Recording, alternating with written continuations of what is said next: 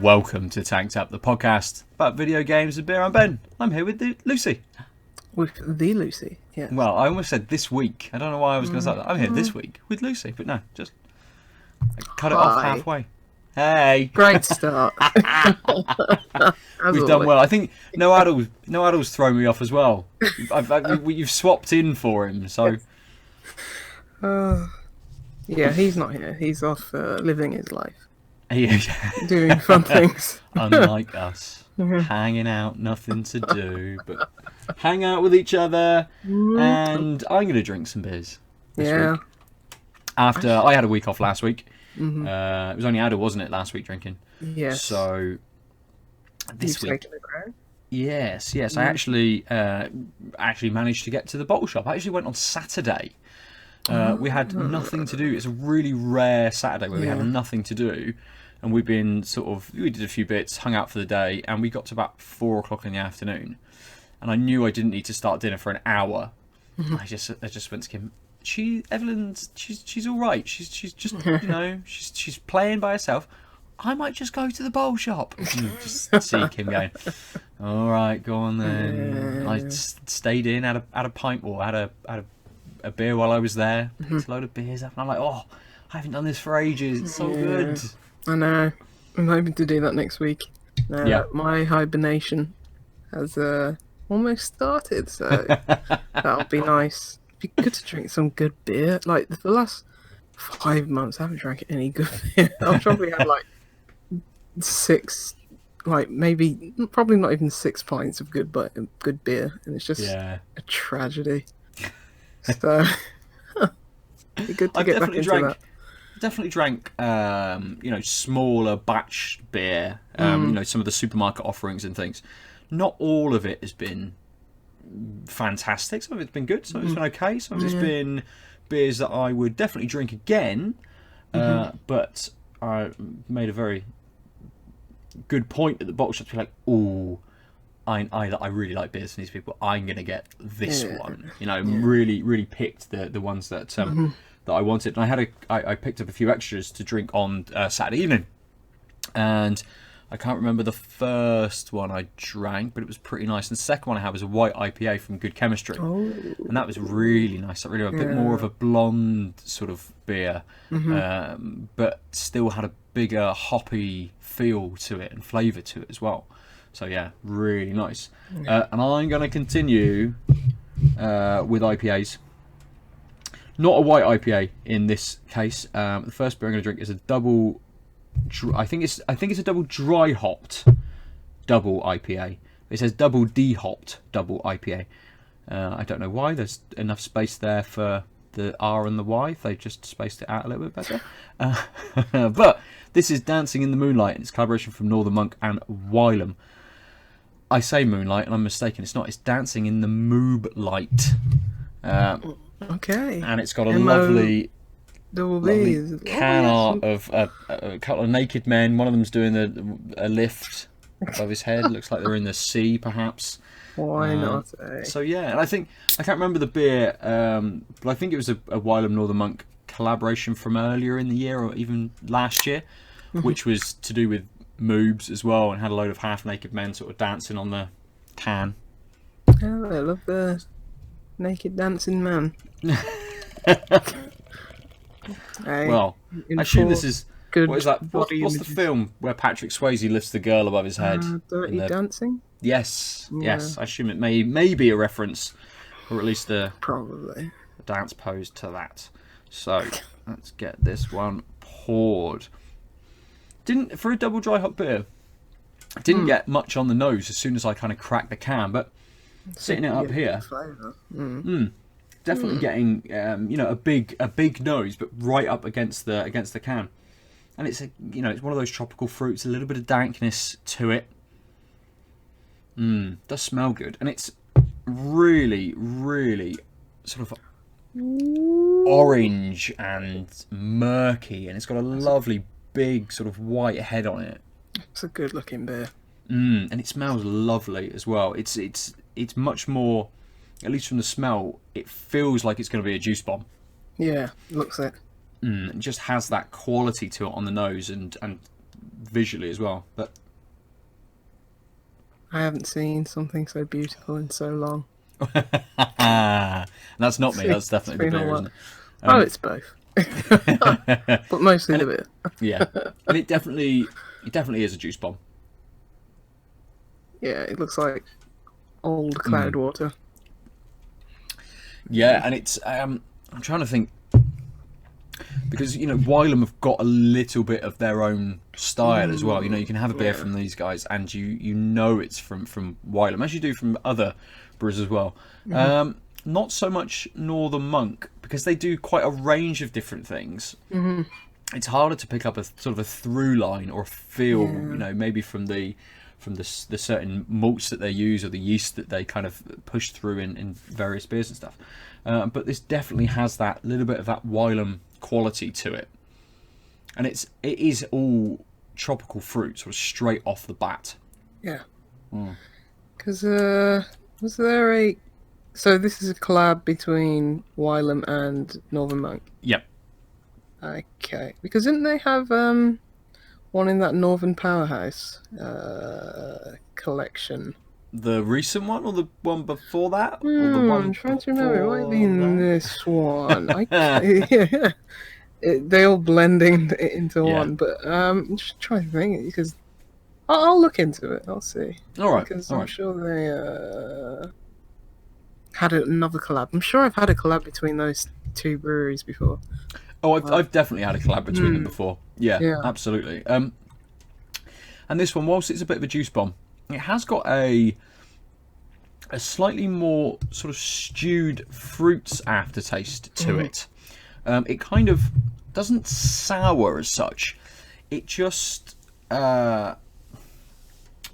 loses a little bit of the sweetness, perhaps, that the fruits bring, kind of from the start of it. That sweetness kind of drops off just a little bit, and it leaves you a little bit more kind of sticky, maybe slightly more kind of resinous, a little bit more piney, perhaps, just trying to edge in and compete with that fruit, which gives it that slightly more sort of stewy flavour to it. Yeah. And don't know if you can see, but that was from the last year's Northern Powerhouse, and it was Wylam and Northern Monk, and they did a India Pale Ale, which looks maybe a few lighter shades than what you've got, but looks exactly like it. Same head consistency, and that's the one where all of the cans were like abstract cities or towns, wasn't it, as well, on the can art, on the cans, and they were all bangers. It was so good. Yeah, and that's a Northern Monk led collaboration series, isn't it? It was Wylam and Friends last year. Was it? I don't think it changes. Maybe I think it was a different brewer the year before. I think it was Northern Monk at one point. Yeah, I think they basically go to each brewery, and it's like, we'll collab, but we're making the beer on your grounds, and then I think they might rotate that or something. But that Wylam beer was very good. I seem to remember the more recent one. I didn't have the box. I only picked up a couple of individual cans. And I'm not sure whether that's just because they changed brewers and maybe didn't produce as much. They didn't have as many sort of full boxes. They, I don't think. I mean, I may be wrong in this, but the couple of places that I tried didn't have a full box in. They only had maybe like a case of each beers, so they decided to sell them individually rather than sort of box them up, or didn't get any boxes sort of sent down. I imagine they go quickly as well, so... Yeah, absolutely. I seem to remember, I think I went in the third or fourth day, the last, on the box that I bought, and got that from Bottles and Books. I think Lewis only had 3 or 4 left out of, however many he had in. I don't know. Maybe he only had 4, but I doubt it.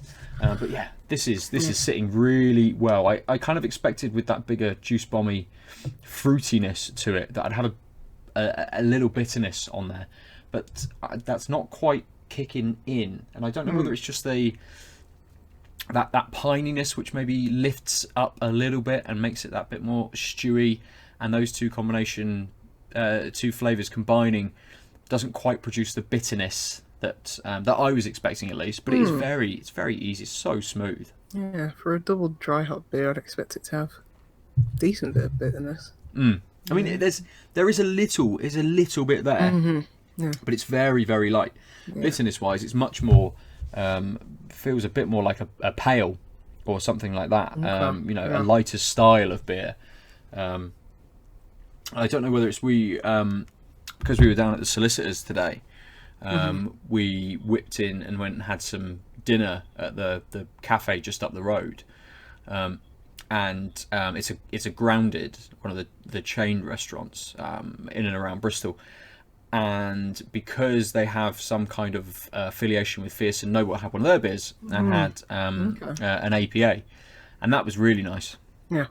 After a long day of work and then sitting in the solicitors for half an hour, kind of just hit the spot, and that had a good heft of bitterness to it. Smooth beer with a good bitterness on it, and maybe it's just.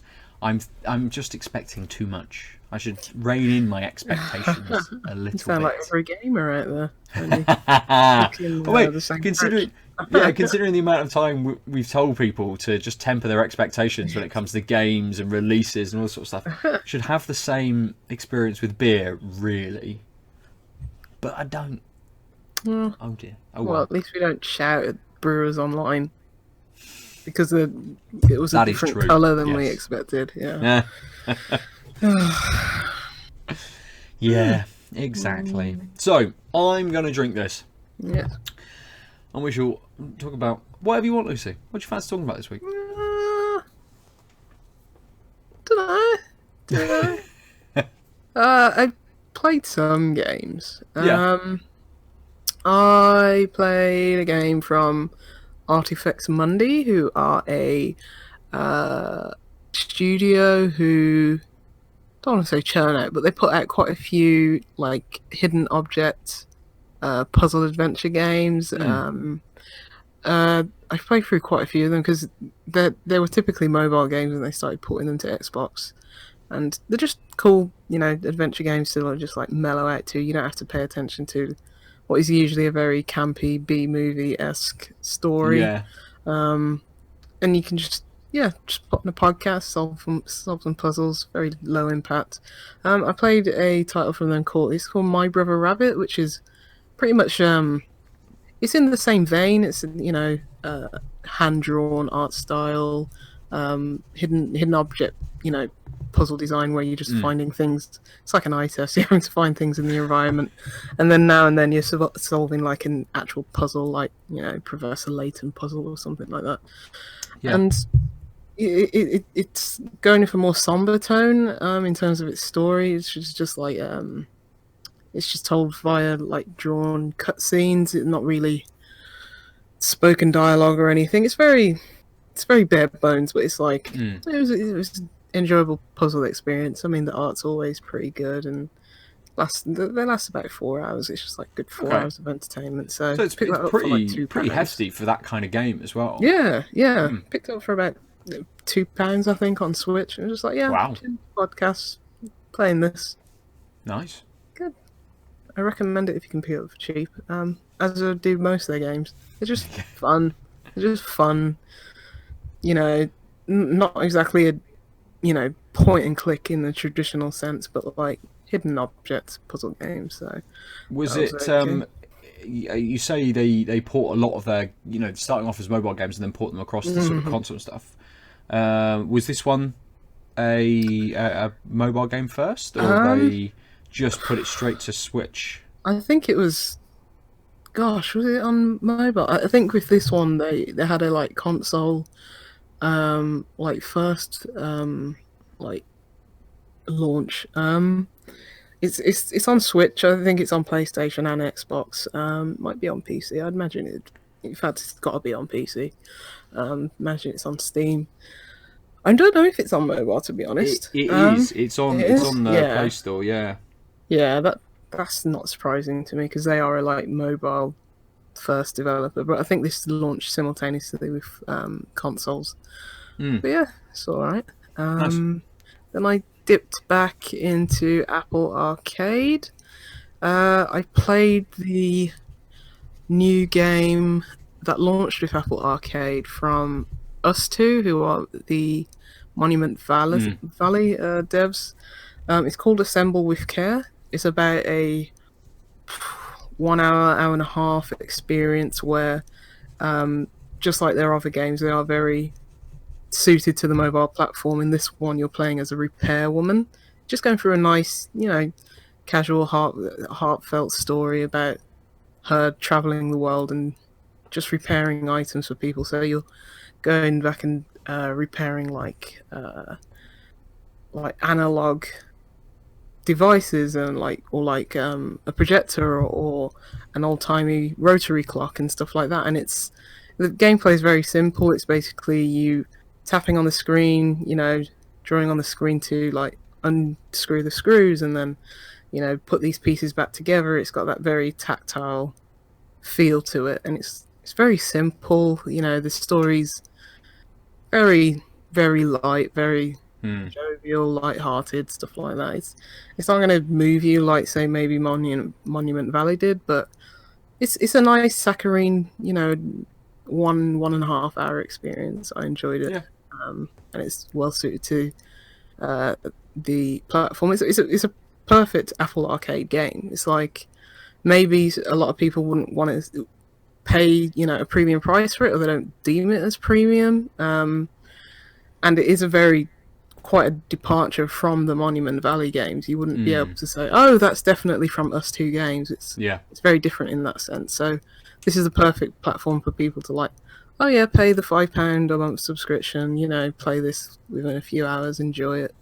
Maybe suggest it to other people if it ever launches on just the normal app store just for people to buy, then put more eyes on it. But that was nice, especially how it's runtime. That was very nice. So that means that you're paying for Apple Arcade now as well? Yes. My month subscription would have run out maybe a few weeks ago, but or maybe a month ago, I don't know. It's just such a non-brainer for me to keep paying for it, because it's like I've played 7-8 games in the time that I've had it, so and really good experiences, like Tangle Tower, which is the last game I'm going to talk about, which is a detective mystery game. Okay. With let's say loose point and click adventure mechanics tendencies. What do you mean loose? Loose, as in you're not combining an inventory. Right. Well, you're not. Well, you are sort of getting an inventory, but you're not combining items and dragging and dropping things and like, oh, will this work? Will that work? Do I put the hamster in the microwave? That kind of stuff.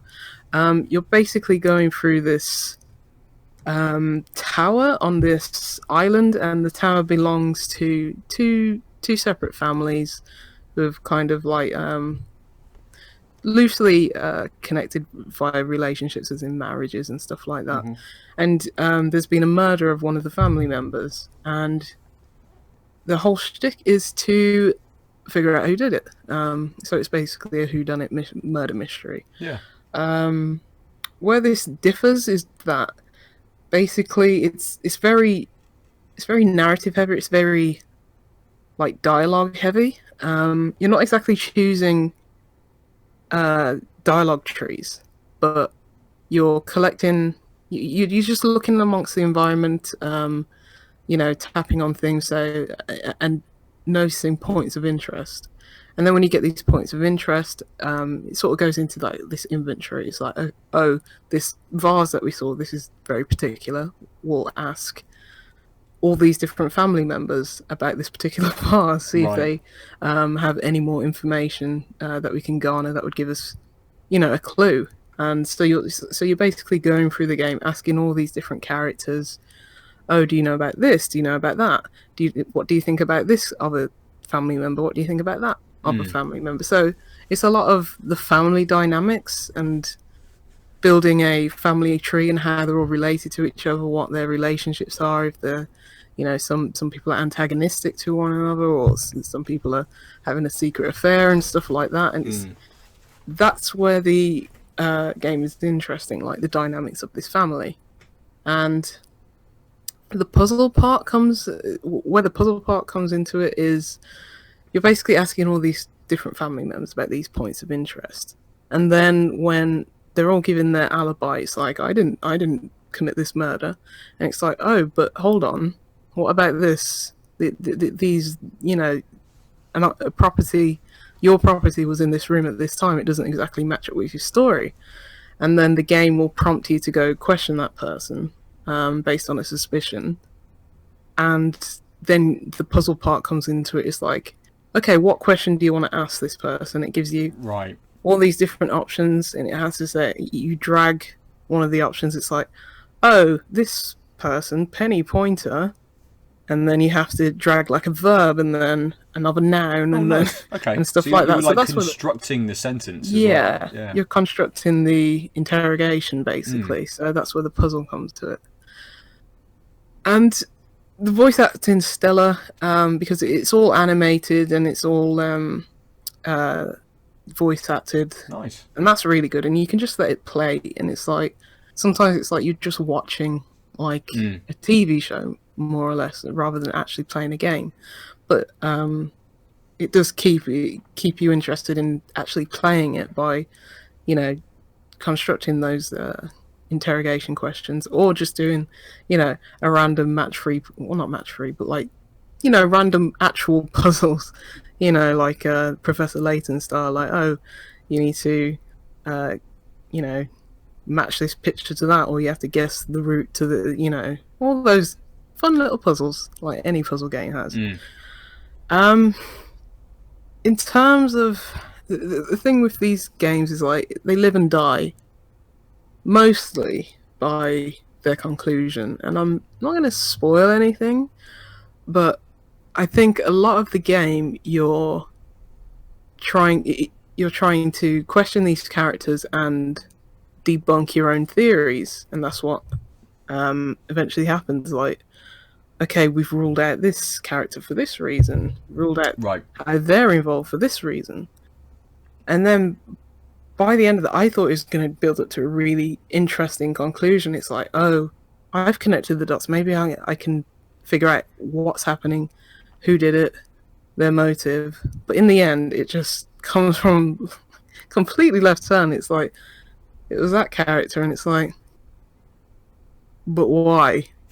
And then nothing that I did for it's about a 4 or 5 hour game. Nothing I did for the previous 3 hours or so would lead to this conclusion. Really? Yeah. And then, like in any probably bad mystery show or detective show, you have like at the very end there's like a 15-minute exposition dump where the culprit is like, I did it because of this reason, and it still doesn't make sense. It's like, why did you kill this person? It's like, I don't know. I still don't know their motive. It's like, even though they spent like the last 15 minutes of the game just, going through why the culprit felt this way, it still doesn't mean why you'd kill this person. Yeah. It seems to very much unravel in the last half an hour of the game, which is a shame. They couldn't stick the landing, but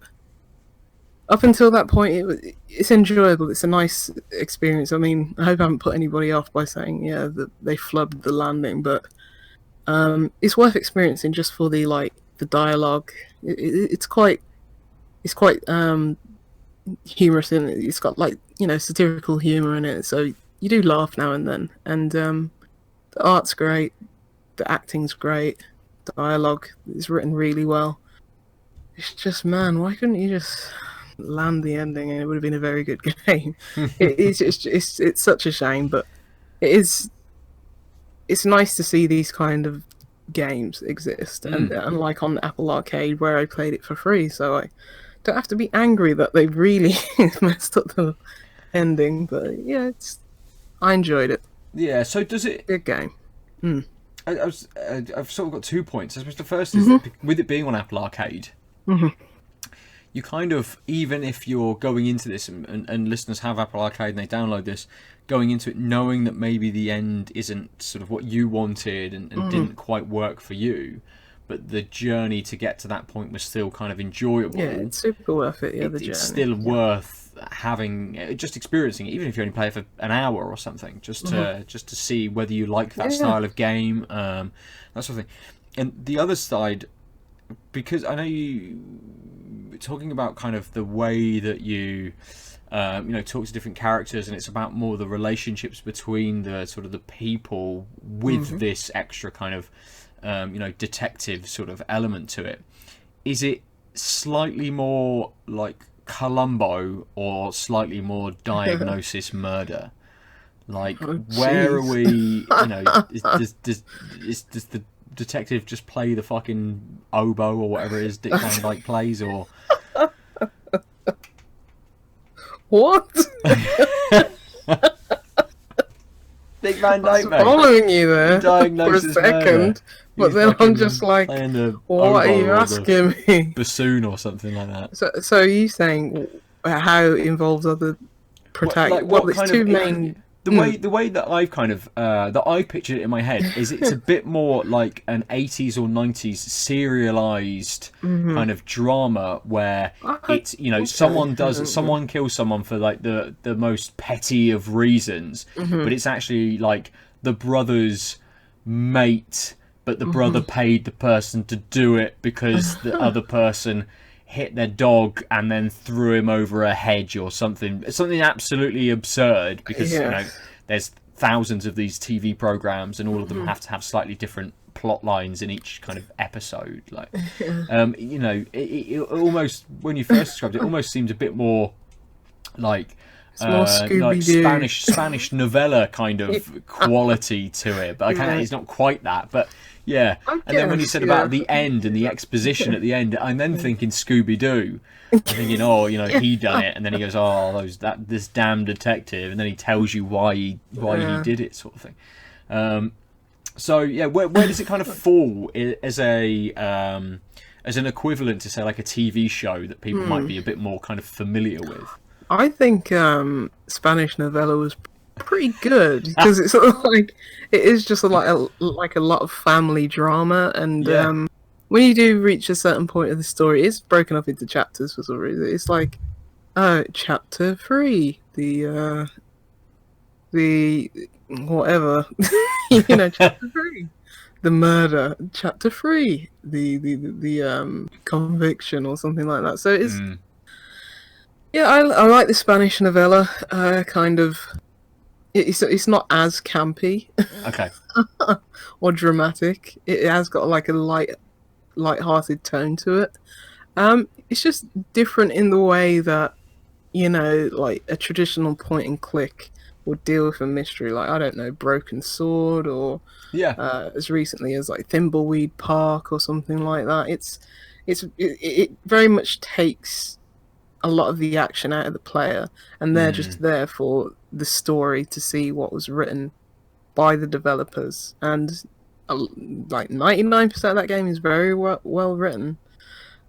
Just falls to pieces at the end, but it's one of those. It's what I can relate it to is like Firewatch. It's like, which I definitely recommend for people. I thought the ending was absolute garbage in Firewatch, but it's that feeling of suspense leading up to that, and the whole dynamic between Henry and, what's her name? Gosh, it was on the tip of my tongue. Through with a C? Probably not. I know it's Sissy Jones who voices. Is it beginning with a D? Diana. Delilah, that's the one. Yes, Henry and Delilah. What's funny is that Sissy Jones had a credit on Assemble with Care, and it was literally 2 words that she said. And I was like, okay, you've got a credit on that game. Fair enough. So that was interesting. But yeah, it's very much. I loved Firewatch. 99% of Firewatch. Until like, even the ending in Firewatch, but then the explanation as to what happened, because I was like, what the hell happened there? I don't understand. And I was like, looking on forums is like, oh, is that actually what the developers intended as the ending? It's like, oh crap, that's bad. But yeah, it's very much worth the journey. So Nice, good, okay. Tangle Tower, it's on Steam as well. Oh, okay. I did just have a quick look if it was on the on the Play Store, but it's not. And I suppose with it being an Apple Arcade game, it has some kind of maybe exclusivity, whether timed or otherwise, to the mobile space, I guess, rather than kind of any other platform. Really, it's an interesting kind of take for Apple Arcade to do, making it so that it's not a sort of a true exclusive in the sense that you can't get it anywhere else, but it's exclusive to a certain space, a certain platform. Yeah, just mobile. Yeah, and they really seem like they're gearing Apple Arcade up to be a selling point for their mobile devices. If you're looking at picking up a new phone, or iPad or iPad or something like that, or some kind of tablet, with Apple Arcade and the amount of games there are and the quality of the games there are, if you are someone who commutes a lot, wants that doesn't have, say, like a Switch or something, Apple Arcade's definitely something that would sway me a little bit towards towards an iPhone rather than something else. Yeah, I mean, they got me to buy a new iPad, and I don't use the one that I had before. I mean, but it's, what the worst thing is? Not the fact that I bought a new iPad, the fact that when they announced a new one and it was £400, I was like, oh damn, that's cheap. Apple have trained us to think that £400 for an iPad is cheap. Yep. And that's what annoys me. Not the fact that I bought it. They just stack their prices year on year on year, and then one is back down here, you're like, time to jump in, Even though it costs as much as a Nintendo Switch. But you know what? Nintendo Switch doesn't even have a browser, so it's fine. That's true. I mean, at least Apple, I can search the web. I have just got a new mobile phone. I as part of my mortgage agreement, because of the way that O2 sell their phones, I'm actually in a credit agreement, but a loan style one. So it counted against like the money or against credit that I had for my mortgage. So as part of getting the amount that we did, I had to pay off my phone. So I've been saving a little bit of money to be able to buy the phone out. And just out of the blue, very fortuitously, I get a phone call from one of O2's business partners who do business contracts for phones. So I've now entered into a business contract because I can put the entire thing against my books every year. Makes perfect sense because my phone is used 90% of the time for work, apart from a few games and messaging friends. So I considered a phone, but considered an iPhone, but the company are only allowed to, or I say allowed, it's their policy. They've decided they will only sell you phones that are no older than 12 months. So I asked for the comparisons. I think for the Pixel 3. And then for not the new iPhone, the one before that. But they wouldn't do those models because they're more than a year old. So they would only do the new iPhone, which was like, I don't know, almost twice the price that I was going to pay for the Pixel 3a, which is what I've gone in for. And whilst I did have sort of Apple, and the reason I asked was because of Apple Arcade, essentially. Thinking, okay, Lucy gets quite a lot out of this from the conversations we've had. It seems like it's worth it, but by the time that's added on top of the extra £25 I'd be paying for just the phone for the same kind of contract, it did put me off. But had they have turned around and said, actually, you can get an equivalent phone, it's only £5 more. Yes, it's in the Apple ecosystem, and I've got nothing that's in the Apple ecosystem. Not that would bother me at all, but it's having, again, said about expectations about beer, expectations about games. You have an expectation sometimes about pricing for certain things, and everyone knows that Apple are sort of premium quality products at that higher bar, that higher price. Yeah. So yeah, to come in with like a £300 tablet, it just seems like it would cause everyone to go absolutely insane who are in the market for something like that. And I don't know whether then, you know, they're having some kind of control over the pricing of the market. So then Samsung's new tablet or whoever need to think, oh, maybe we need to drop the price on these a little bit to then compete with an equivalent product from Apple. Because the speed at which these sort of consumer electronics go down in price and lose their value is absolutely insane. You know, It's like cars. It's almost as bad as cars. almost, yeah. I mean, you can see deals now. In Kim's on EE, and every time we've been into the shop in the last sort of 2 or 3 weeks, with one phone you can get a Switch. Like, you just, as long as you're paying over £30 a month for 2 years, you get a Switch or a TV. Yeah. And it's like, that's insane. To get, you know, to get a phone and then just get like a TV with it. And okay, you're probably paying a little bit more for that, and paying off, you know, £2 a month over the 2 years. So actually your Switch will cost you like 50 quid or something like that. But still, like, there's some absolutely insane deals out there, like PS4 Pros as well. Just things seem to be like just throwaway. I know we've had this conversation before about electronics and how quickly things go out of fashion and they just discarded for the next sort of iteration of something. But it just seems like the height of consumerism, really, doesn't it? Like, buy a new phone, get a fucking game console with it. Yeah, and we're nearing Black Friday, so yeah, it's the thing is that I've got to that place where it's like, you know what, I'll buy a top quality thing like once every 5 to 10 years, and that's it. Because these things are made to last. I'm still rocking my iPhone 6 Plus, and it's like, I want this for at least another 2 years. I was considering getting a new phone along with the iPad. Actually, I even bought the case, and then I was like, actually, I'm good. Yeah. I don't use my phone anyway. Like, I try to use my phone less and less because it's the devil, and and it connects me to the world, and the world's a scary place, and I'd rather just be in my own bunker.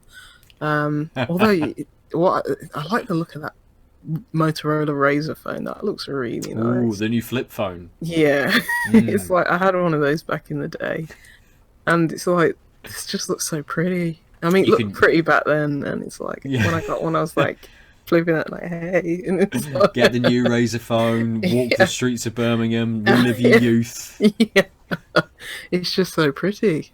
I'd love one. But, get instantly robbed. Yeah, but it's like I'm too much in the Apple ecosystem, which is a goddamn shame. But you know, I mean, I went into the Apple ecosystem for like, you know, home computer for about, it was a good few years. Yeah, and that was awful. Shaking out of that, it's like being imprisoned. When you go back to PC, but God, I don't know why. Life decisions, man. They're just. They get you make bad ones. You make bad ones. Occasionally, yeah. I mean, my Mac is use this for podcast recording, so it gets dusted off once a week. So good. My time machine still saying I haven't backed up for over 1,000 days.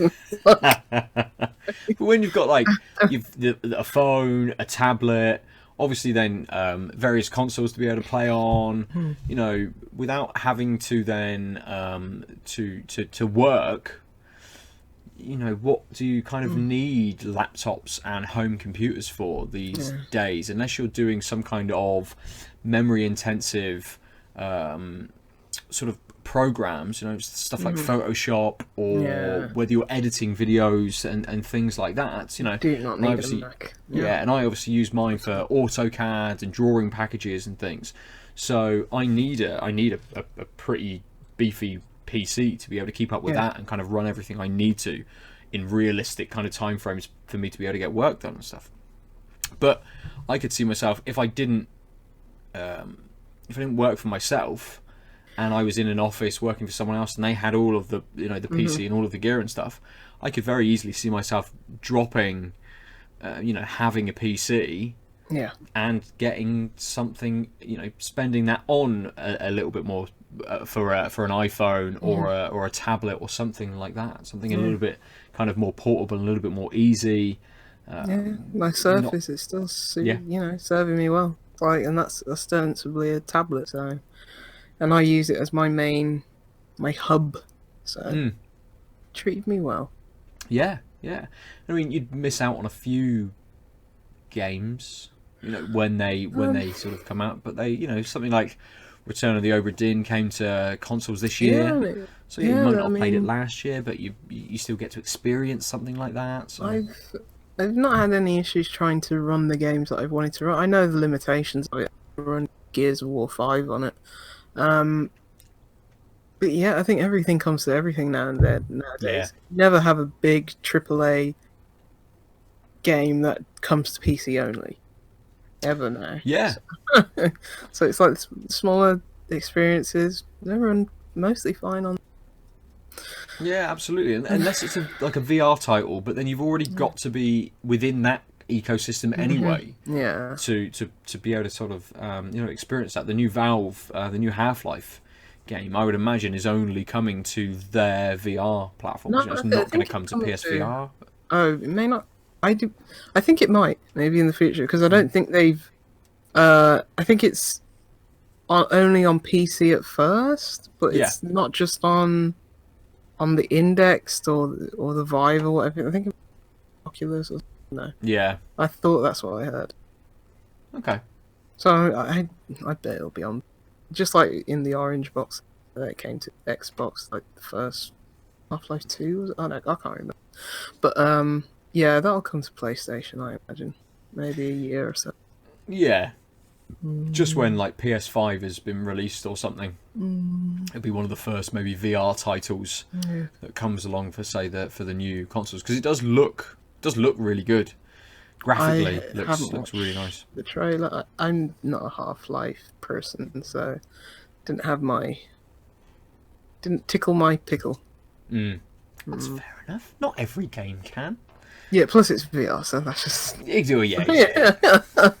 I'm glad it exists for those people who want it to exist. Yes, I know Aadil he didn't get to play that, but he did get to try out. Or did he? What did he play the other day? He played something. He was talking about VR like 2 days ago. I don't remember what that was. He'll tell us when he's on next week or there at some point. I'm going to open up another beer because I finished dancing in the Mooblight. I realised I didn't actually say anything about this beer apart from its title.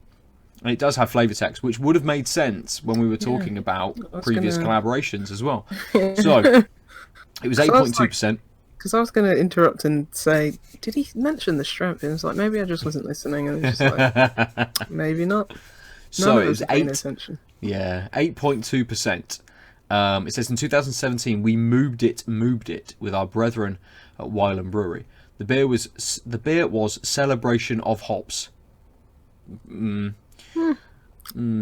beer was Celebration of Hops, yeah. And a middle finger salute to clickbait articles about hops giving you moobs. Last year we brewed the follow-up, Moobing On Up. As the night drew in, we wanted to bring back the taste of sunshine in a can. This year we're dancing in the Mooblight. Does it tell me what's in this? Yeah, the hops are Vic Secret, Enigma, Ella, Topaz, and Citra. It was 20 IBUs, 8 EBCs, and the OG was 1.0875. So it gives you a nice bit of information on the beer itself, as well as why they've done it. So that was Dancing in the Mooblight. But now, and I picked a much lower percentage beer for my second one, because it is an Affogato coffee stout. Ooh. And it's I Can't Get No Sleep from Heist, and it's 5%, and it's got some very nice can art on it. Very, very simple, just an image, some windows, lovely chandelier in it. So I think one of the best beers I've had this year so far has been from Heist. The collaboration they did with Emperors. What was that? The one I put on my wall. Something Dark Side. The chocolate stout. So I saw this one and an Affogato coffee stout from Pressure Drop as well, almost next to each other on the shelf. And having had that previous collaboration beer from these guys, made me pick this one up over a Pressure Drop beer.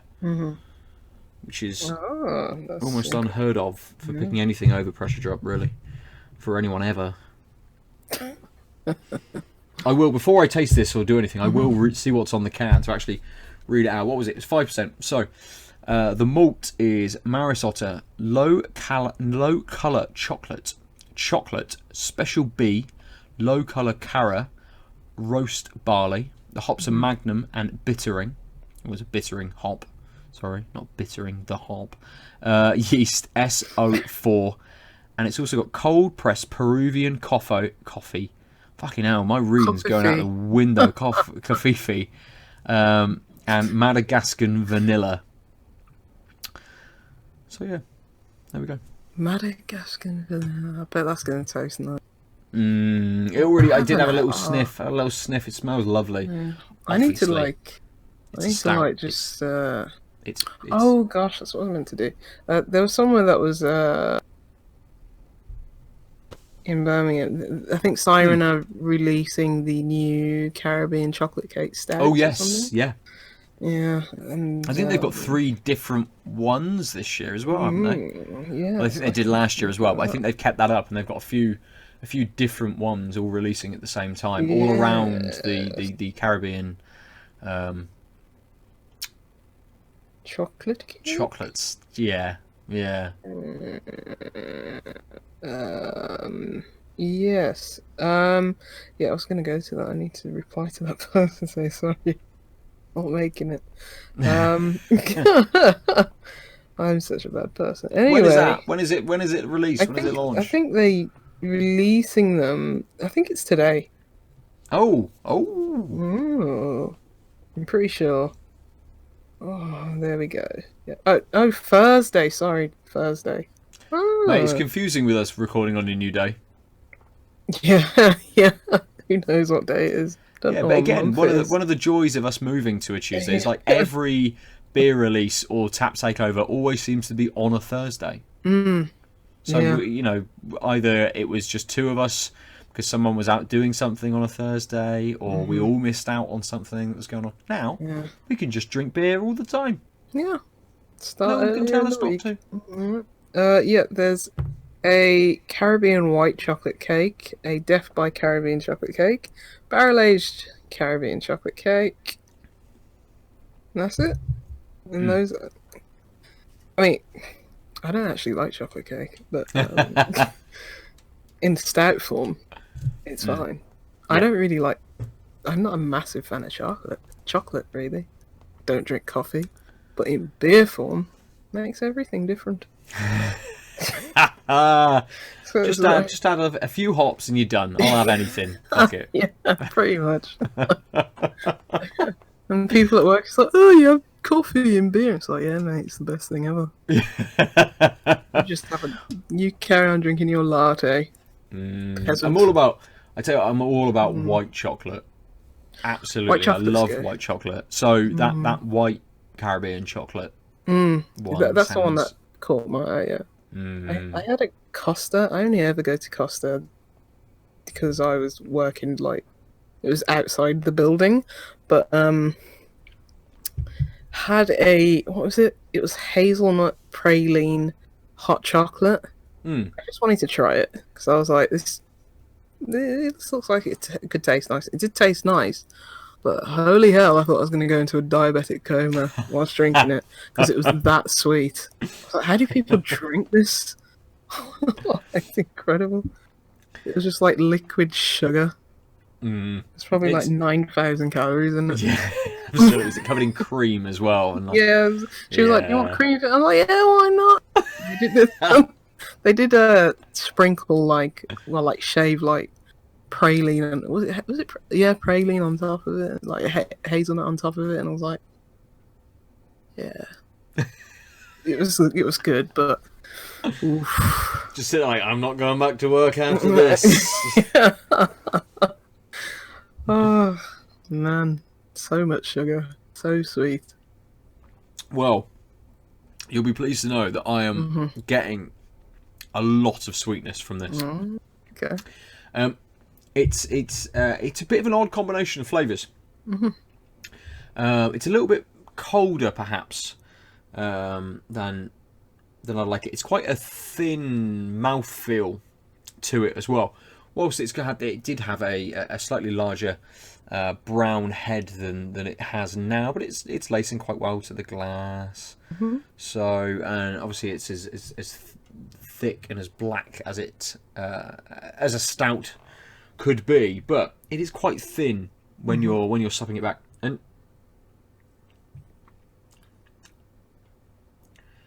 you sort of don't get a huge amount when you first drink it, and everything kind of creeps in quite slowly. So the slightly iced kind of coffee sits sort of towards the back of your mouth and kind of almost creeps forward a little bit, and then suddenly the vanilla and the sweetness from the vanilla just comes along just as that coffee doesn't start to fade, but just as you realise that the coffee's there and you experience it, then the vanilla kind of kicks in.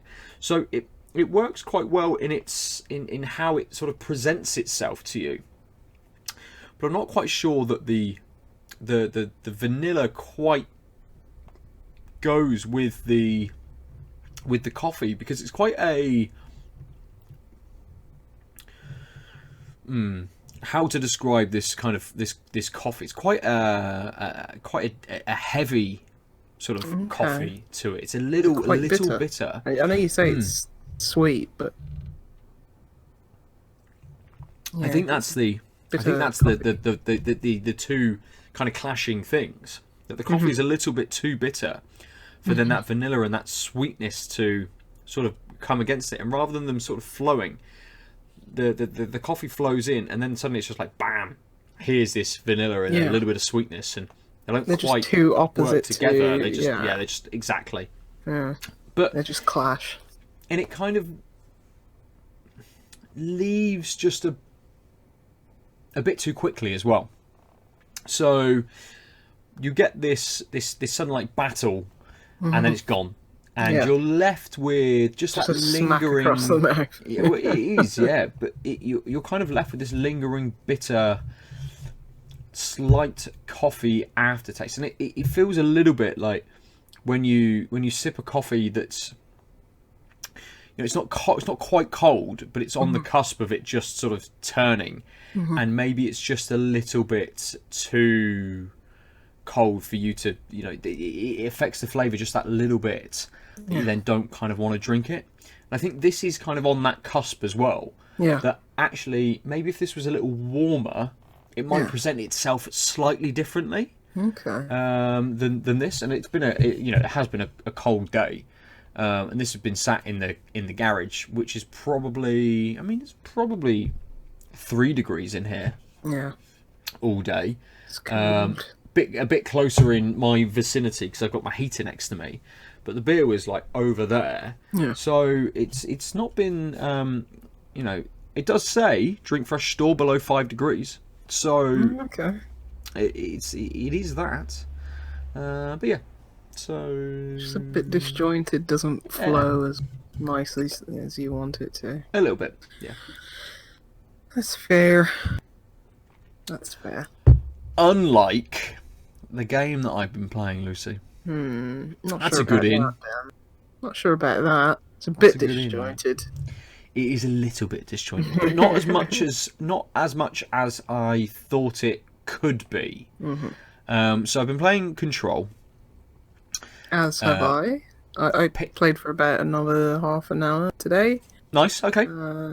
So yeah, I'm probably about less than 3 hours in, I think, at this point. Right.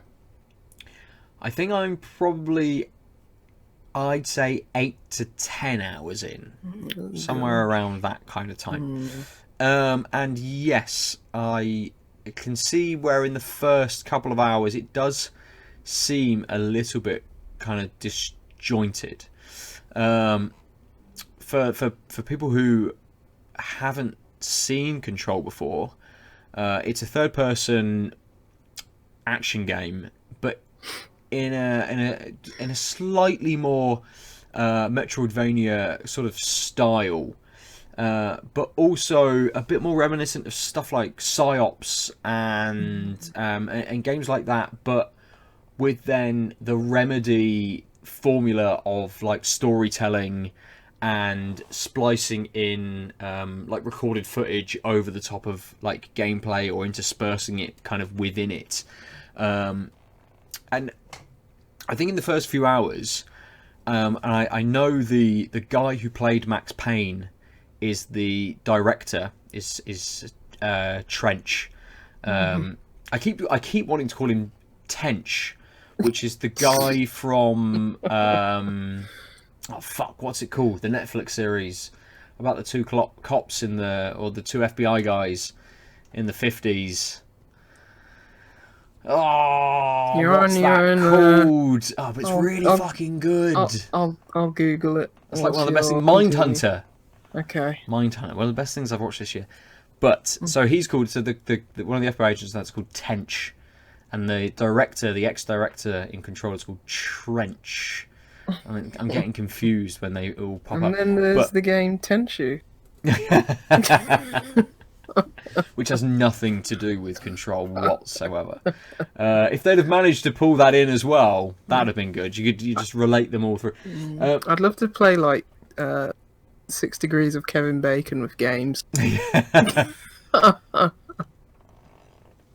I expect you could do that really easily with just fucking almost anything. I'm sure there's been one visual effects artist that's probably worked on Tenchu, who worked on Control or something. Dig into the credits. They share something really obscure, like that the X button does something and it's exactly the same as what it did in another game. Does that count? Don't know. Why not? So, why not? Control itself, I'm really liking it. I am enjoying it. Yes, slightly disjointed. It does have a little bit of questionable kind of writing. The quality of some of the interactions aren't great. Some of them are. I'm liking it so far. Well, facial animation wise works really well. The way that you have a relationship with the kind of the ex-director, I like how that plays into it. That Jesse, the character that you play, has these kind of almost like several supernatural kind of things sort of bombarding her. You know, like the entity that's sort of within her already, and then Trench, who kind of manifests in certain ways. Then things like the objects of power and the alternate items, the different elements that you can kind of then interact with. I think it does well in presenting a quite a good, not an excellent, but quite a good sort of sci-fi story. I think this is probably where Sam Lake's writing comes into its own. I felt that, well, Alan Wake was very Twin Peaksian, but I don't feel it went all the way. And, you know, Quantum Break was still very much set in the confines of, like, you know, reality. It's like, oh, they're dealing with, like, quantum physics, and it's like, this is meant to be, like, grounded, but it just came off as a bit po-faced, whereas this is very much okay. They're just embracing the weird. It's like this is very okay at the very start of the game. It's like I'm in this weird government building in New York, but it's like as soon as she walks into that building, she's in a new world. Basically, it might as well. So I feel that the writing in this, so far, I don't know if it'll, tank later, but it's better than Quantum Break and Alan Wake for me. I know a lot of people like Alan Wake and its writing, but it was felt a bit like campy, but also it took itself too serious, even though it was quite campy. But yeah, this seems very much the setting for that kind of writing. It does absolutely retain that quality through the game in certain parts. I think it's maybe just some of the sort of like the side interactions and some of the extra bits that you can do, which maybe aren't quite at the same quality as as sort of the main storyline and the main interactions that you have with some of the characters. And the sort of the monologues that Trench kind of gives you and things.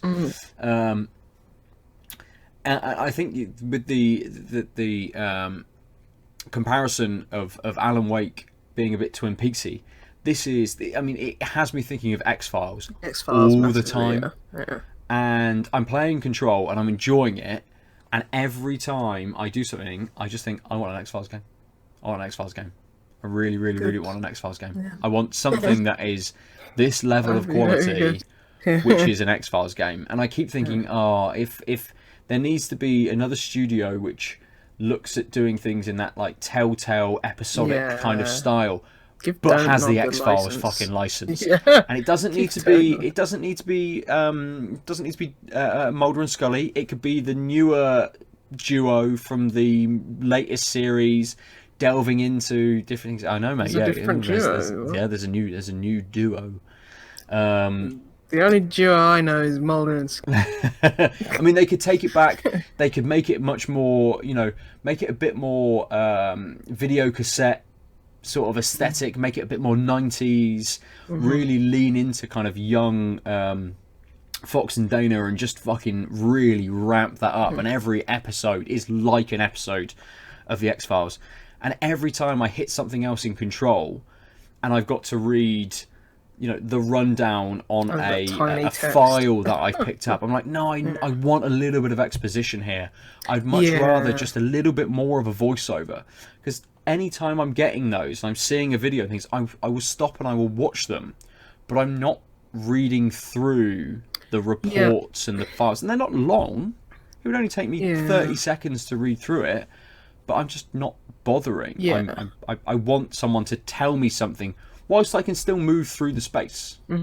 Yeah, that's a lot of what I find with Remedy's games. Like, they put a lot of story behind, like, emails, letters that you find in the world, all these collectibles, and that's a big problem that I've always had with their games. It's like, because there's so much interesting stuff in them as well. But it's like, I don't want to stop every 5 seconds in a firefight to read this email. There's so many pickups as well. I found that a massive problem with all of Remedy's games, and the unfortunate thing is that so far I'm not seeing any drastic improvement upon Quantum Break in this game. I enjoyed Quantum Break. I think Quantum Break gets a bad rap. Yeah. The story was like, whatever. I think because a lot of the story is hidden in those text files and stuff like that. But the mechanics and the way the game felt to play, it was fun, and like getting new abilities and then upgrading the skill tree. I don't understand the skill tree in this game. I think it's overly complicated. Whereas with Quantum Break, it was very simple. So it's like, I don't see where they've improved, which is a shame. And like, it's even worse when you think about how the game launched with all these technical issues, because you've had some yourself, haven't you? Yes, absolutely. Yeah, I'm still, and I think it has been patched, but I'm still experiencing on a base PS4, still experiencing slowdown when you get, say, 5 or 6 enemies on screen. Yeah, for a It's game not. that's like fast paced like this, that's not ideal. And I actually I had a little bit of lunch, and I don't normally have a lunch break, but I've been trying to be a little bit better and give myself a little bit more time, especially with being out all day yesterday, and just blipping between meetings all day. I really wanted to sit down and just have a bit of a break today, and I thought, right, You deserve it. thinking about Control, I'll play a little bit, but I'll make some lunch, I'll bring it back into here, so I can play a little bit of Control, and I can get back to work. Yeah. And through remote play, it was just unplayable. Oh, Absolutely wow. unplayable. Okay. Like Yeah. it stuttered, and then there was the slowdown on top of the trying to talk to the PlayStation. Yeah. And I ended up I did go and then sit inside for a good 45 minutes, ate my lunch, and played it on the PlayStation, which was a much nicer experience. And still had stuttering and things, and you can I mean you can play through it. You're going to play through it. You're not just going to pause it to wait for it to go away, because it won't go away.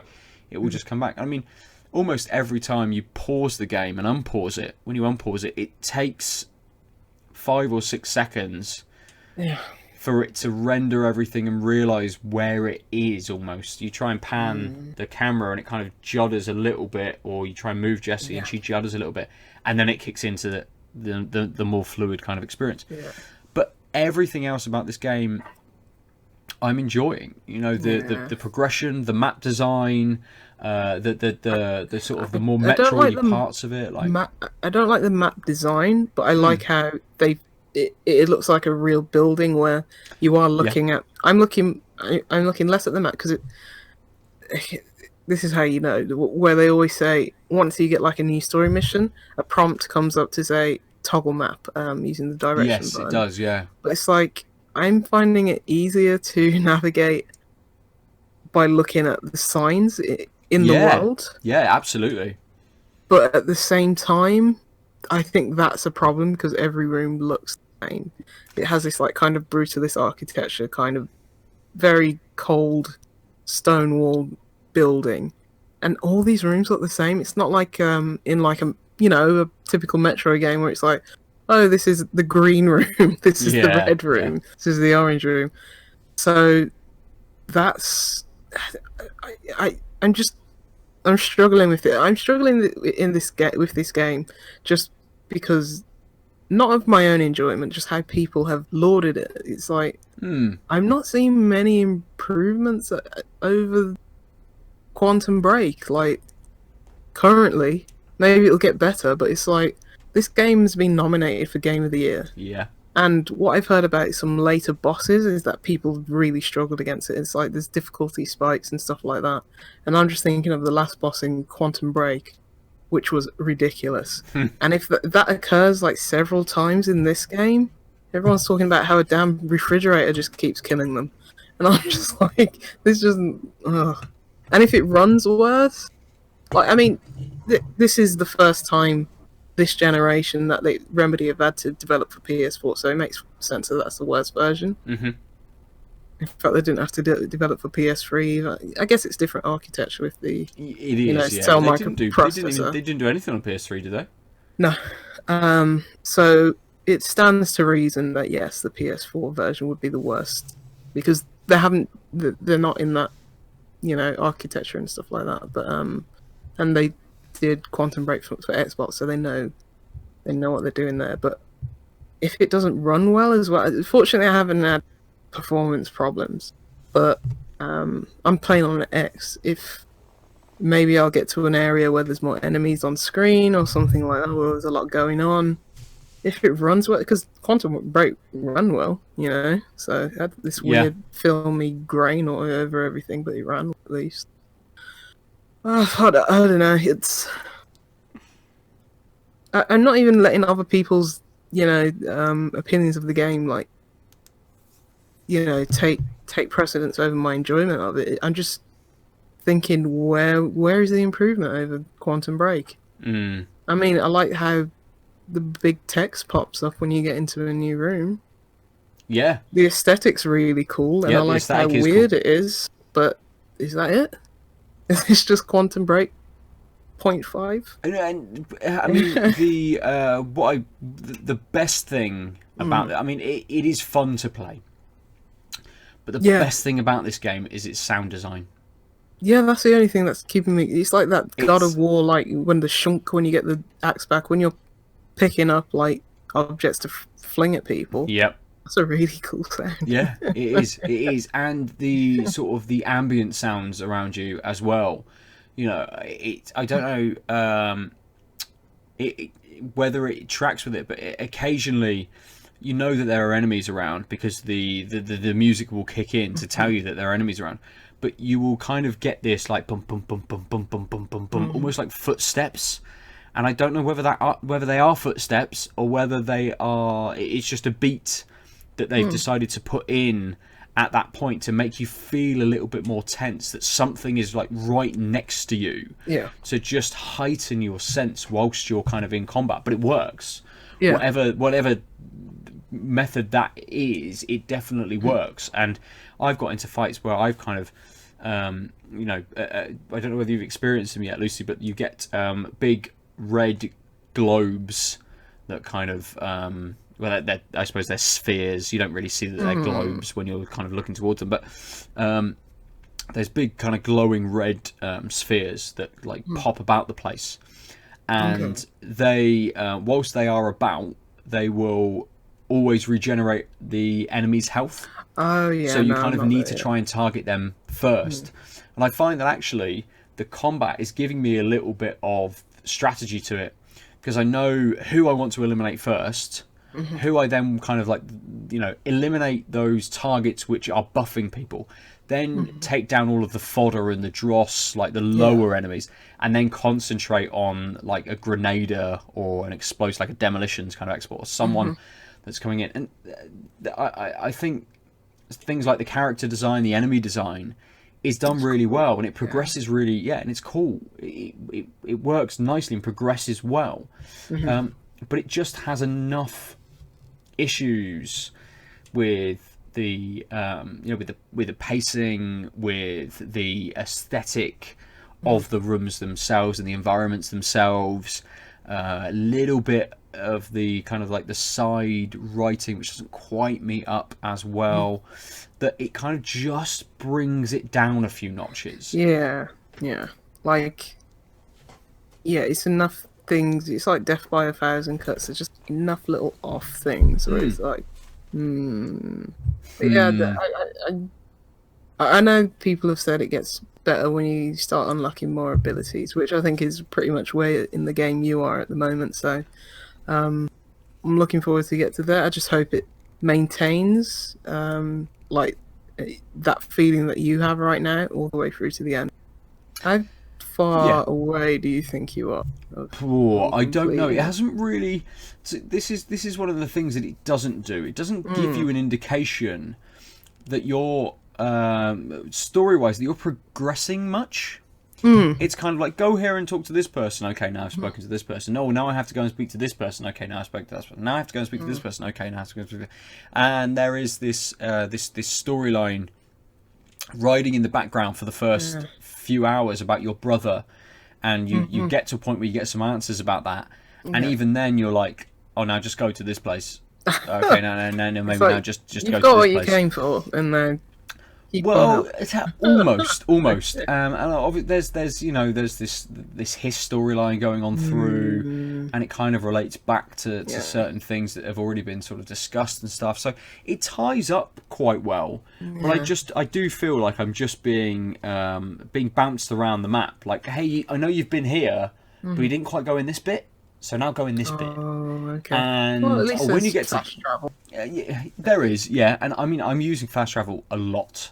To jump between, especially because they will throw in random timed events as well.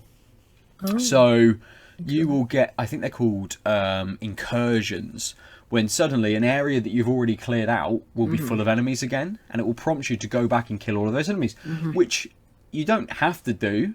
What but do you get for it? You get a like some crafting material to upgrade your weapon, or a mod to slot into your weapon and type thing, so you can I'm gonna upgrade have yourself. to read like Polygon to see what the hell is going on with these mods and stuff like that, because they didn't explain it very well. They don't explain it very well. No. Crafting materials, yeah. I'm gonna have to It's very much and I definitely had the sense of just kind of going into the menu and being like, what is this? What am I doing? What am I looking at? Oh, suddenly there's a new the gun can take a new form. Do I upgrade it? Do I need to? No. Yeah, that was so hidden away. It's like, how do you? I was like, oh, I can make a shotgun now. It was like, I would have thought that's like, boom on the screen. Look, you have a shotgun now. It takes you into the menu here. It was just like, oh my god, I have a shotgun. Cool. Yep. And suddenly you've got a gun that can pierce through armor, but it's one of those that I haven't even bothered upgrading to that until I got to a boss, which I knew that it would work better against after dying a couple of times. I hadn't bothered doing that because I've upgraded launch so much that it instantly takes their shield down and I just shoot them. And I think launch is, which is the first ability that you get at the stage that I'm in, is throw things at them. Yeah, you throw items at or rip concrete out of the wall to throw at people. You'll find later on there are enemies that fire sort of grenades at you, and you can upgrade it to then pick up the grenade or stop a rocket midair and fire it back at them and stuff. So I have found though that launch at the point that I'm in is very overpowered, and I've noticed that. I use that just in every encounter, much more than I use any of the other abilities. Not more than I use my gun, but it's kind of like shoot, right, I'm out of ammo, launch, right, I'm out of energy, shoot. I've been doing that. Yeah. I haven't spent any ability points on like all the weapon things. I don't know. Where it like conserves your energy bar at the top, the white bar. So I can only really do 2 launches, and that's it. So you can also get mods, which will, for your weapons or personal mods. So you get 3 by the time you've upgraded a certain amount. And I suppose that kind of tells me how far through the game I am, because I've upgraded as much as I can. Okay. In terms of I've got 3 slots open for personal mods, and you can get some which will conserve energy, which will make launch cost a little bit less. So if you find that you're using certain things over others, you can tailor your build a little bit towards that as well. But absolutely, like, my first points just went straight into launch and into upping my life and my energy. I didn't worry about upgrading the other abilities. Even when I unlocked them, I didn't upgrade them because I'm like, cool that you can pick and choose. Yeah. I just wish it was easier to. But there you go. Talking about, I'll figure it out. It's like I figured out if I can figure out God of Wars or something like upgrade, I can solve the meaning of life. So you talk about signposting in the environments, but then nothing else seems to be. She's like, yeah, it's fine. We'll tell people where to go, but don't just they'll explore everything else themselves. Don't worry about it. Yeah. So it's a weird one. It is, and currently from the game of the year kind of awards list, it's the only game I've played. Oh, not played Super Smash Brothers. No. Ultimate. No, neither have I. I wouldn't mind if Smash won. It would just show what a despicable year it's been. But it's we have had good games. I just don't think that we've not had any sort of bangers. Yeah, and I don't think the mid tier and the sort of the indie tier are kind of getting the credit that they deserve. Yeah, I really need to play Plague. It's good. I still that's a think priority. I still think currently, not to spoil our game of the year chat, but I mean currently like A Plague Tale Innocence and Observation are still my like neck and neck top games. I'd like to just go back in and play both of them a little bit more, just to maybe be a little bit more critical and kind of just sort of be like, oh, okay, this doesn't quite allow me to do this, or yeah, sure, this is a little bit janky, and in that sort of sense. But there's still lots of other games that have come out this year which are getting lots of kind of critical praise. Smaller experiences, things like Heaven's Vault, which I haven't played. That needs like a cup of tea, a blanket, and like 15 hours of intense reading and absolutely. But that will be for some people, that will be the best experience they will have all year. I really want to look at that Disco Elysium thing, because I've heard nothing but good things. And the Outer Wilds.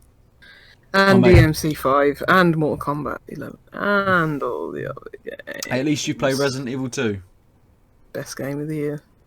I think my top 3 are like all spooky. Yeah. I mean, one's got like zombies, one's got ghosts, one's got some weird vampires. What a year. I don't think we even need to do an end of the year episode. Maybe we'll do a best games of the decade episode as well. We should. I think we should. Open it up. I think we should do like, what is the best RPG of the decade? We only get one each. No cheating. It's Witcher 3. Horizon Zero Dawn, because that's probably one of the probably less than 10 I've played. Probably less than 5. Yeah. That other Stick of Truth. Give it Stick of Truth. Oh yeah. It's been a long decade. It has. It feels like it, absolutely. Yeah.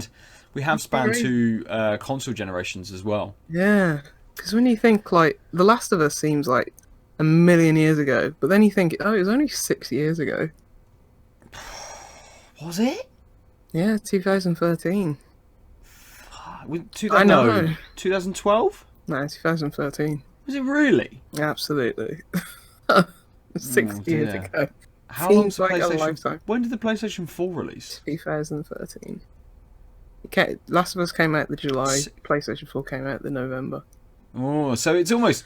So we've got... Next year, we've got a repeat of Last of Us 2 coming out in spring. And then the PlayStation releasing in November. Yeah. PlayStation 5. 7 years. Well, that's going to be it then for the rest of the time. Just when end it there. You know that when the next Naughty Dog Last of Us game is being released, or not Uncharted game, that it's then going to be a PlayStation release year. Yeah. Just chart through exactly the same. And it's strange that we still, being kind of at the end of a console generation, you kind of have chats about best game of the year. We can then have chats about best game of the decade. But when the new console generation kicks, okay, so what are the best games of this console? And we've still got games to experience, things like The Last of Us 2 or Ghost of Tsushima, other games that are coming out for, exclusively for this generation, which don't come into best of the decade because of the way that they've released it and things, and it's just like, there's too many best ofs. So I think we are gonna have to condense our stuff down into like 10 minutes. Oh yeah, it'll just be like best RPG, go.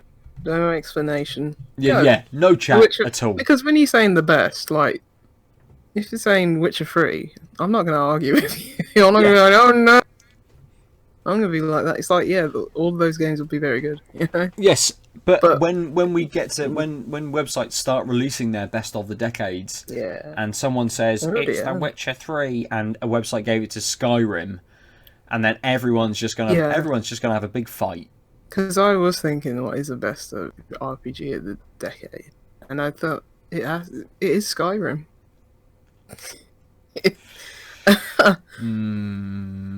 It's not. I think we should say favourite. Yes, that's a good idea. Yes, instead of best. Absolutely. Because I would say that Skyrim is probably best, just in terms of its longevity. I don't think Witcher will have that longevity. Just the fact, or maybe the most influential. Everything. Yeah, Most influential, and that game's never been given away for free. Because I was thinking, maybe I should play some Skyrim after E-Shade, and I was like, it's never been free on anything because they keep bloody well selling it. It's never been like a Games with Gold or anything like that. Mate, it's the last month for both PlayStation Plus and Games with Gold for this console generation. Skyrim should be the only game available for both. Because they're going to sell it on Xbox 2 and PS5. You know, it's going to be a launch title. It's going to be a launch title. Oh my god, I hope they come out. I hope Todd Howard comes out at E3 next year and he's like, Skyrim, the definitive of the definitive edition. The complete edition. Yeah. It's out on the new consoles coming this fall. And people get that one's going to be like, wow! Yeah! She's literally going to explode. Oh, mate. Just see confetti as she explodes. Like, I'd sit here and I'd just be like, I knew you were going to do that. Yeah. And then as soon as Andrew WK comes out, as soon as he comes out with his little Viking hat on and just plays a fucking song, I'm like, yep, I'm sold. Yeah, I'll buy that. It might be the only good launch title, we don't know. Might be the only launch title. Yeah. So like, just play Fortnite whilst you're here. It'll be Fortnite and Skyrim.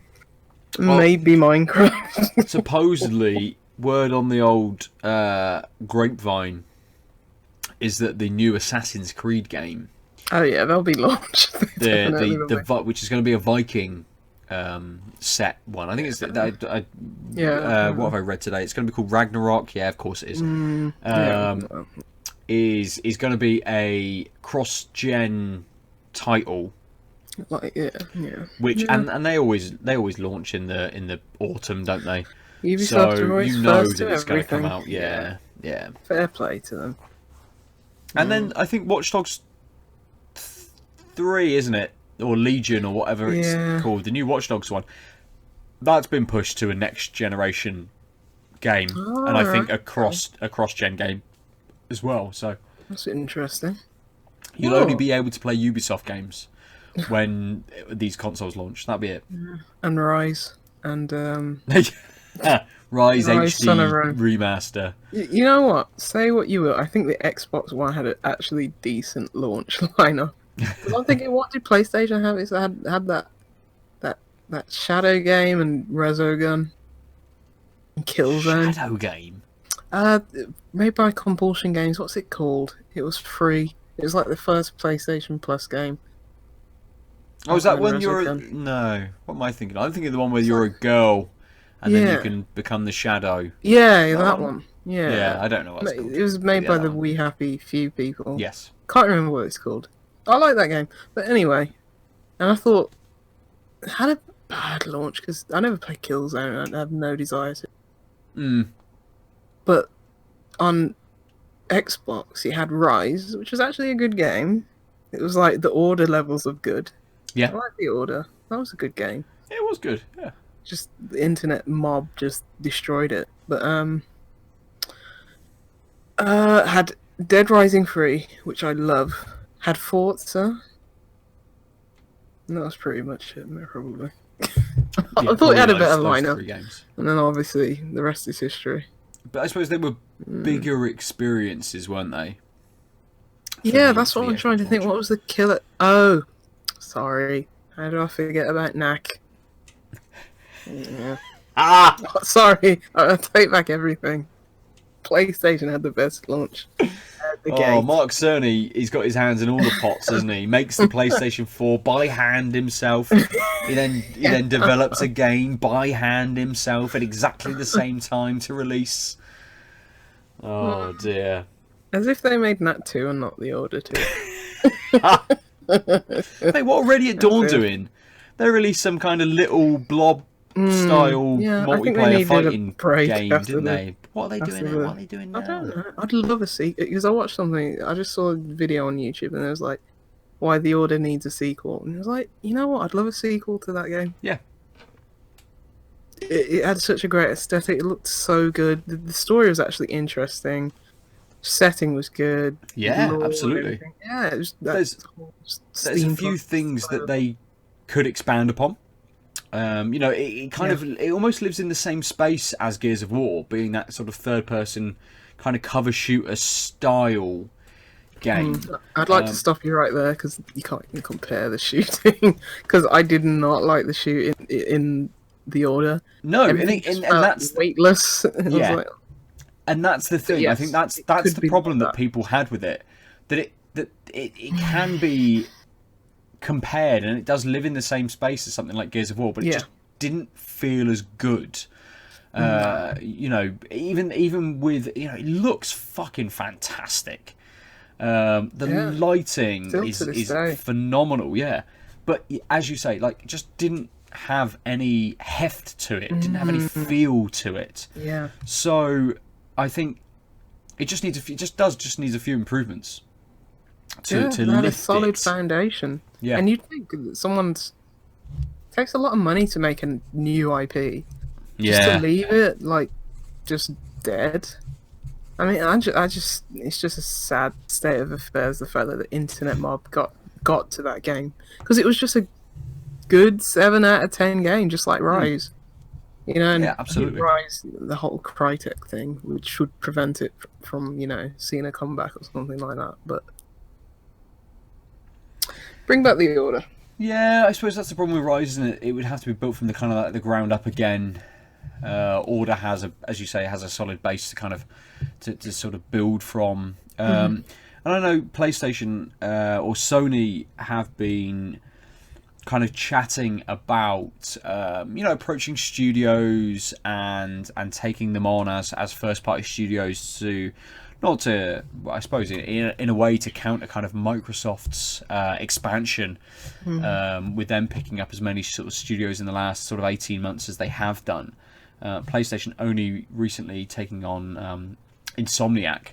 I could see them going and picking up Ready at, I could see them picking up Ready at Dawn as well. I would have thought that actually before Spider-Man came out, I would have thought Ready at Dawn would have been their kind of priority acquisition. But yeah, I mean, as soon as Spider-Man came out, it was like you knew that Sony were in talks to buy. I just hope they don't become the Spider-Man machine. Oh, absolutely. They do have 2 teams, but I want to see new IP because that's what Insomniac are about. New IP. I don't want to just see them churning out Spider-Man games from now to the rest of the time with nothing else. That would break my heart. I can't remember the name of it, but they're making like a battle royale game as well, or a VR game. I think their second team is working on a VR game. They've made a VR game before, didn't they? Do that mountain climbing one before? I think they did, and they did that. Didn't they do that Song of the Deep as well? Was that Insomniac? I think it was, like game stuff. So yeah, they do smaller things, but it's like just Sunset Overdrive. Well, it'd be nice if you get another. Well, like if we got Ratchet and Clank. Like I don't want 7 of those. No, you don't.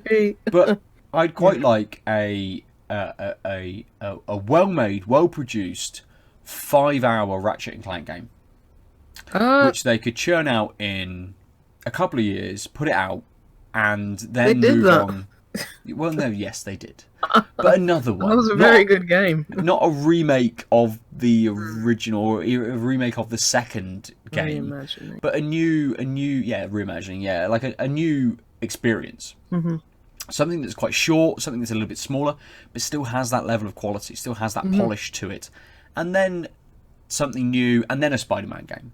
So actually, we get Spider-Man 2 or whatever they want to call it in like 4 or 5 years. Like, we don't need. You have Spider-Man already. I would imagine that it's going to be able to be played on the new PlayStation, without it needing some kind of remaster or HD version or something. It'll be like Xbox have done this generation, where you just download a texture pack and it's already compatible with looking much better on the newer, better spec machine. you know, and the load times are better, and all this sort of stuff. You know, the things that they've shown off using Spider-Man as kind of that test bed for faster load times and things like that. I wouldn't mind if they allowed them to improve on Spider-Man. Just leave it a little bit. Don't need one in 2 years. I think it'll be about 2, maximum 3 years. They have the foundation. They have the swinging. Do you think we get another year where you have a God of War exclusive start of the year and a Spider-Man exclusive end of the year type thing in the same year? No, I think Spider-Man will come much quicker. Ooh. And then God of War will be... See, I think the other way. I think God of War will come because I don't think Santa Monica... I don't think it is. Are going to do... I don't know. I think Santa Monica are already doing God of War stuff. They are there. They know that they're in the throes of it. Think about it. God of War, they did that world. You're not going to go back to the same world. Spider-Man, you're going to go back to Manhattan. Yeah. You know? Yeah, that's true. So, because in God of War, like, whichever realms you didn't open up, you know, Jotunheim or like Elfenheim or whatever it is, it's like they're going to have to make those again. Yeah. Like, but the different realms that you didn't have. It's just that... Yeah, and I suppose again they did so well at progression in the way that the water receded in kind of in the hub world. It's like that game that's been done. They can't do it again. How can they try and do that again? Well, they can't, and they probably shouldn't try and do that again. It needs to be something else. True. Yeah. It needs to be like a completely different hub world. That's in like one of the different realms or something, and then that connects to the other ones. Who knows? That's a logistical nightmare. I'm glad I don't have to think about it. Good. I'll just play it when it comes out. Yeah, absolutely. So, should we finish there this week? I think we should. A good point to finish on, the Order 1886. Everyone should play it before the new consoles come out. Game of the decade, The Quiet Man. Currently like £5 on PlayStation Store. It came to PlayStation? Yes. Oh, wow. About £5, I think. Maybe 6. Maybe 6. Put it on Switch. I thought it only came to PC.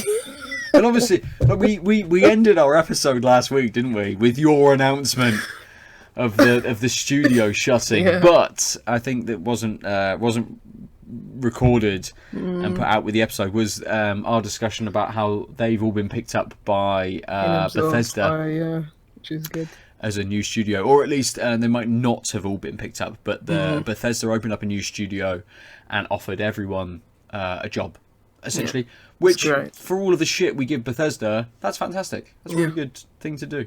Not all of those people deserve to suffer for that. Absolutely, that's true. Yeah. Everyone just instantly moves over, thinks, I can keep my, I really love this team that I work with, I'm going to move over to Bethesda, and then instantly just gets a Twitter from someone just saying, you shill, you fucking prig.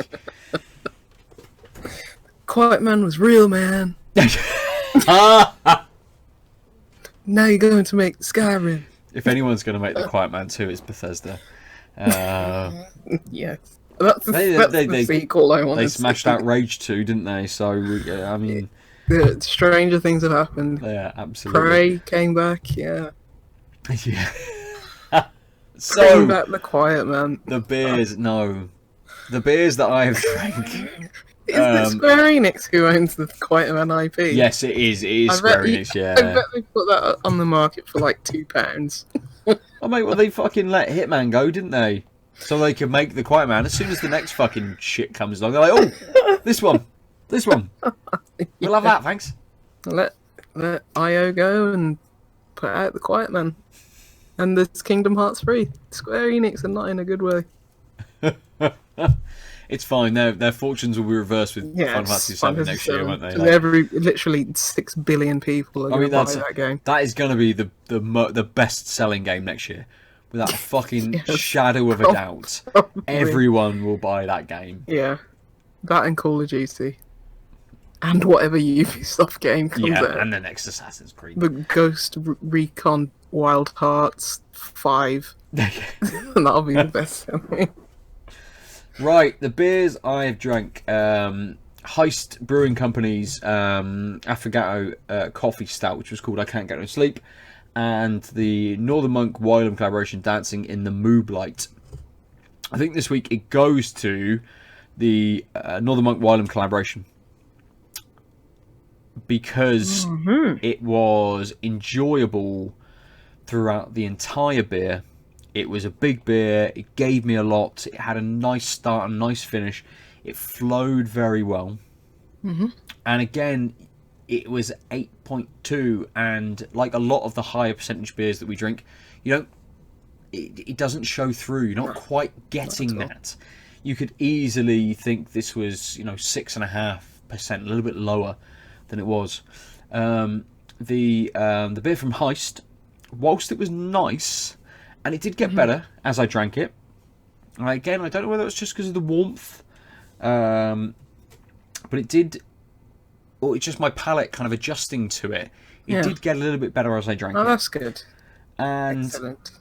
I think that it loses out because that first taste, it just clashed so much between those two different flavours, those two different notes, trying to grab a little bit of space and sort of not quite, they didn't flow together, they didn't really work together. They kind of tried to sit on top of each other a little bit.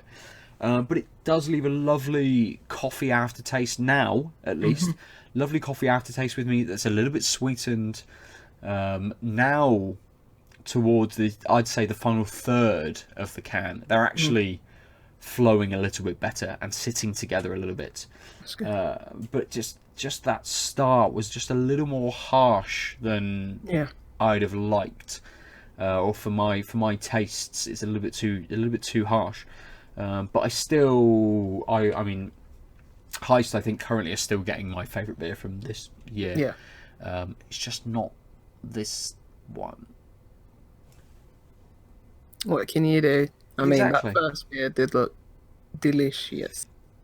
And it was delicious. I mean, it looked hard to compete with that right from the get-go. Beautiful looking beer.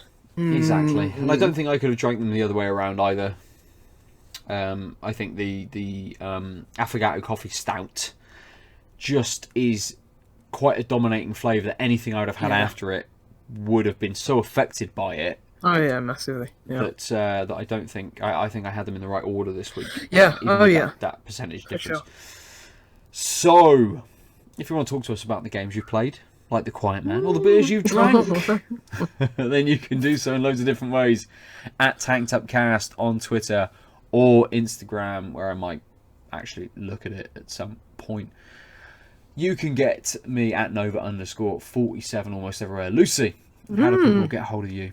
Get a hold of me at JuicyLoose9 on pretty much everywhere. Just let me know what beers I should be looking out for in the next few months. Tell me what your best stout is. I need a stout. I need a good stout. I had a good stout in months. So let me know. Stout season as well, mate. Yeah. There's got to be lots of good stouts rolling out at the moment, or at least on their way. You'd think. You'd think. But, I mean, I've had some good stouts where I just can't compare nowadays. Step up your game, breweries. Called out. It's easy. Instantly called out. I could make a stout. Get a coffee, pour some beer in it, done. Brilliant. Done. Yeah. Easy, innit? Pour an IPA in a latte, and I'm done. Whoa. So, if you want to tell everyone at the Out of Lives Network about your beer combinations and what Lucy should be drinking, you can go to outoflives.net. Comment on any article you find there. It doesn't matter. We'll know. We'll talk about beer with you wherever we like. But there's loads of stuff to look at over there. Articles, lots of other podcasts, and things. Things. Just articles and podcasts, really. Yeah. Yeah. You can also go to YouTube and the Out of Lives YouTube page to look at our beautiful faces and the beers that we drink every week. I think that's everything, isn't it? It's all the things. It's all the bits. Yeah. There's a Dark Samus Amiibo I'm gonna buy. Ooh. Yeah. Anyway, chat. Well, after our conversation earlier, I was looking at the snake Amiibo. Yeah, I'll show you the snake. After looking at the not the Nendroid. There he is. The snake. Nendroid. Oh, This is very that good. is quite nice. It is a really nice Amiibo, yeah. I mean, I've put all of mine away, packing for moving house. Everything off of my shelf is now boxed. Mm-hmm. But there's definitely, we've been talking about the Tataku figures. Mm-hmm. There's definitely a quality to the Amiibo Oh yeah, you don't massively. quite get from other similarly priced figures. That's nice. Ooh. Yeah. $12.99, I think. Mm. It's really good. Yeah, it's a very nice figure. I want one. I don't know. I kind of want like Simon Belmont. silence. Oh, that's nice. Yeah. I kind of want silence pistol pointed forward snake. In the fucking like with his knife underneath, like the CQC kind of pose. That's what I want, Nintendo. Come on, Nintendo, please. You'll put out a new Smash Brothers in like 4 days' time. Give us a new Snake Amiibo as well. Ooh, it's the pre-order. Anyway, we should end this. Yes, bye. Yeah, bye. Goodbye. www.outoflives.net